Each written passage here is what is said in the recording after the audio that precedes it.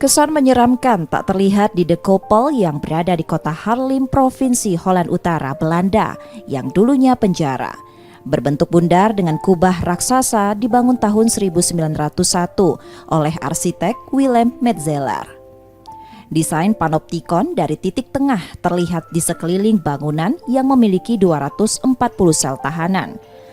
Lebih dari 100 tahun, De Koppel tetap berfungsi sebagai penjara. Menurunnya kriminalitas, penjara ini pun ditutup tahun 2016 dan sempat berfungsi sebagai tempat pengungsian pencari suaka. Sejak 2022, gedung ini disulap menjadi pusat perkantoran dengan ubahan dan penambahan namun tetap mempertahankan bangunan asli. Sejumlah lembaga dan perusahaan menempati bangunan ini.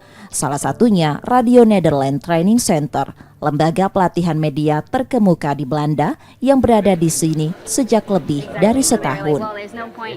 So we are not the only people who work out of this building. There are a lot of different organizations, both educational institutes, but also other media making groups, and there's also a co-working space upstairs where individuals, freelancers, or people who work for other organizations but need a space here in Haarlem can come and work as well. So it's quite a diverse and active space, but there's also a movie theater downstairs and a cafe, so anyone can come into the building and interact with us at any given time for the most part.